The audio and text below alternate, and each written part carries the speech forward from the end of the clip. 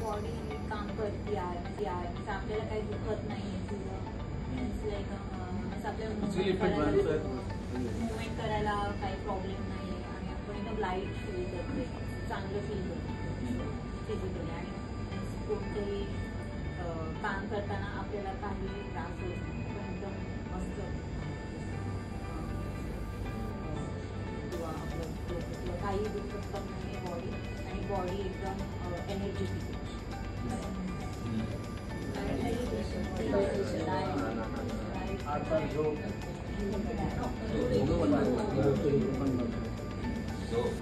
जेवण टाइम जेवण आणखी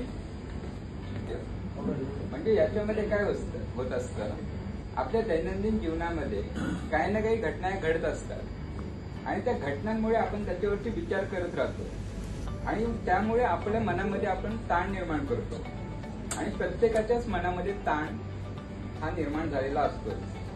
दिवसभरामध्ये खूप सारा ताण स्ट्रेस येत असतो. काही वेळेस एन्झायटी. मूळ कारण म्हणजे आपलं आतापर्यंतचं बनलेलं व्यक्तिमत्व.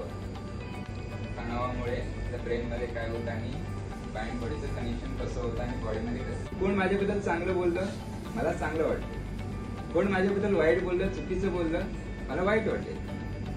म्हणजे याचा कंट्रोल कोणाकडे आहे, त्या व्यक्तीकडे आहे.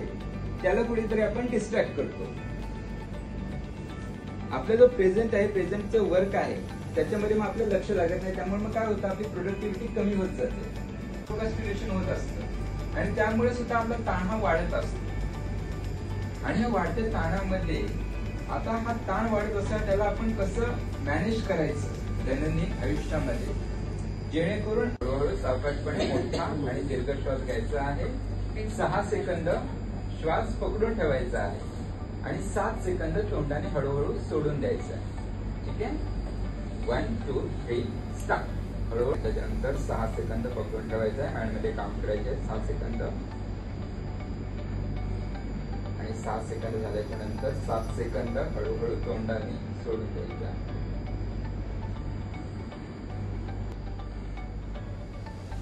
रिलॅक्स वाटते, फ्रेश वाटते.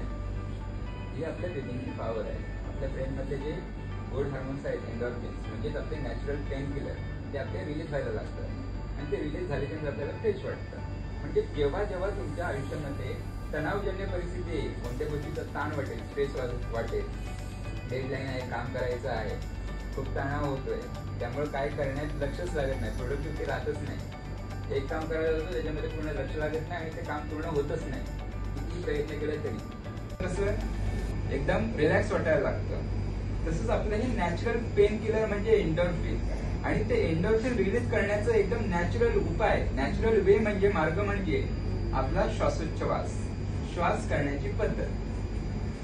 म्हणजे जर का आपण आपल्या श्वासोच्छवासावरती नियंत्रण आणलं, म्हणजे तिसरं रिलॅक्स ब्रीथिंग, श्वासोच्छवासावरती नियंत्रण आणलं, मुबलक प्रमाणामध्ये शरीरामध्ये ऑक्सिजन घेतला, तर आपण रिलॅक्स मोड मध्ये येतो आणि बॉडीची सिम्पॅथेटिक नर्व्हस सिस्टम जी म्हटली, जी स्ट्रेस मध्ये येते, बॉडी एकदम आपण तिथं जाते सगळ्या नसा, त्याच्या अपोजिट असते पॅरासिम्पॅथेटिक नर्व्हस सिस्टम म्हणजे रिलॅक्स मोड.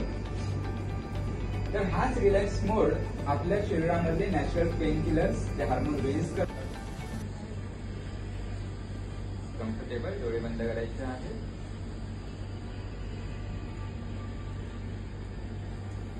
आणि आता संपूर्ण लक्ष श्वासोच्छवासाकडे केंद्रित करायचं आहे.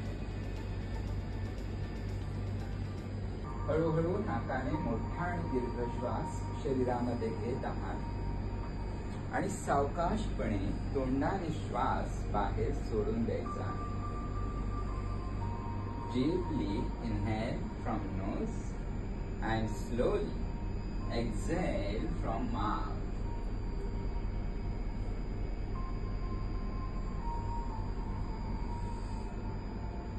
परफेक्ट. नाकाने मोठा आणि दीर्घ श्वास शरीरामध्ये घेत आहात आणि सावकाशपणे तोंडाने श्वास बाहेर सोडून देत आहात.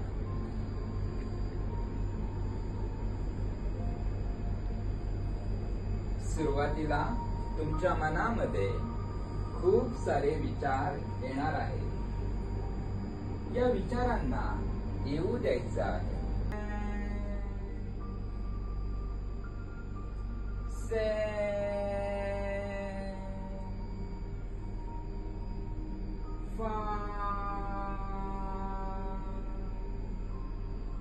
Mind, body, brain, deeply calm and relaxed.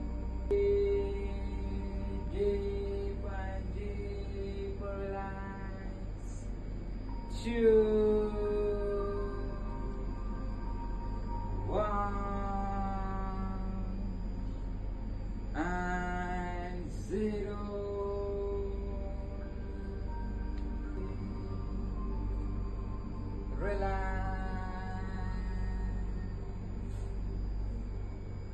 संपूर्ण शरीर मन आणि मेंदू मोकळा.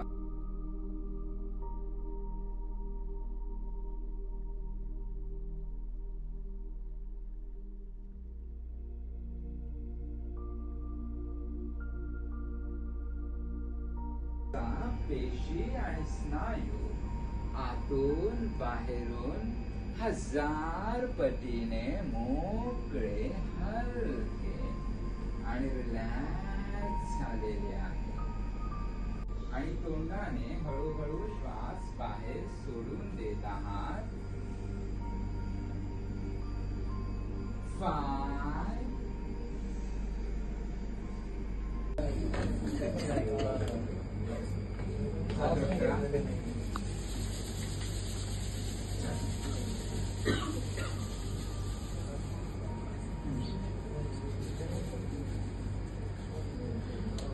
प्रत्येकाने सांगायचं आहे.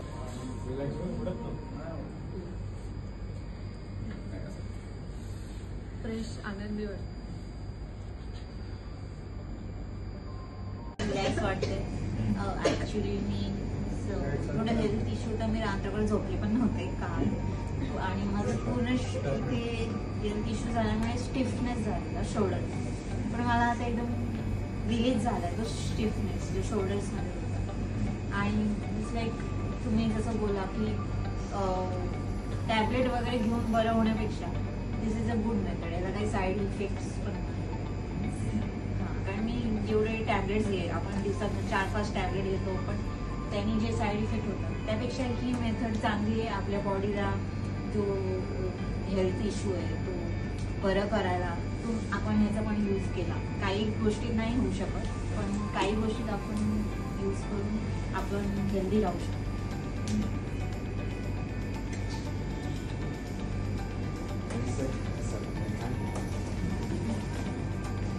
काय फील केलं तुम्ही? आपण पूर्णपणे जागे पण नसतो आणि आपल्याला वाटतं झोपलेलो आहोत पण आपण पूर्णपणे झोपलेलो पण नसतो. ही मधली अवस्था असते, झोपेची आणि जागेपणाच्या मधली अवस्था असते. जरी आपल्याला वाटलेलं असेल की आपण झोपलेलो आहोत तरी पण आपण पूर्णपणे झोपलेलो नसतो. आपला ब्रेन सबकॉन्शियस ऍक्टिव्हेट असतो आणि ही मधली अवस्था असते. तर हिप्नोथेरपी मध्ये असं होतं. आपण घरी करू शकतो का?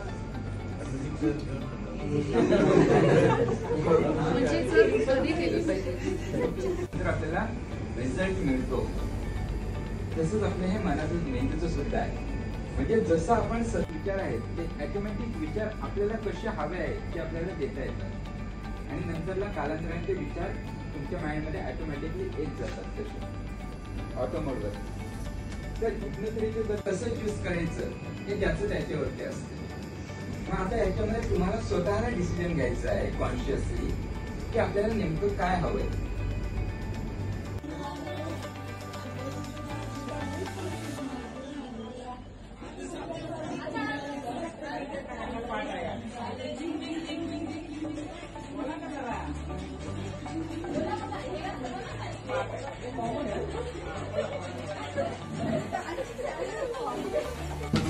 तुम्ही आमच्या इथे येऊन एवढं मोटिवेट केलं ना त्याबद्दल सगळ्यांचा पूर्ण टीम तर्फे पूर्ण टीम तर्फे तुमचं आभार धन्यवाद. तुम्ही असंच येत जा. काय म्हणजे पेरेंट्सचे पण मुलं स्ट्रेसमध्ये असतात, कामामध्ये जास्त तणाव पण असतो कधी कधी ना, त्यासाठी थोडंसं आपण हे सेशन घेतलं आहे, खूप बेनिफिट होईल सगळ्यांसाठी. तर या स्पेसिफिक गोष्टीचा आपल्या कामामध्ये काय उपयोग करतो. कधी कधी काय होतं, जसं एक एक्झाम्पल देतो, कामाचं आपल्याला ओव्हरलोड केलेलं असतं किंवा एखादी इम्पॉसिबल गोष्ट सांगत असेल तर त्यावेळेला थोडासा टाईम द्यायचा. आता जे आता हे ब्रेथिंगमध्ये सुद्धा जे सांगितलेलं आहे तर ते थोडासा टाईम वाढवायचा. त्या स्ट्रेसचा ऑटोमॅटिक सोल्युशन येत जातं. टाईम हे औषध आहे.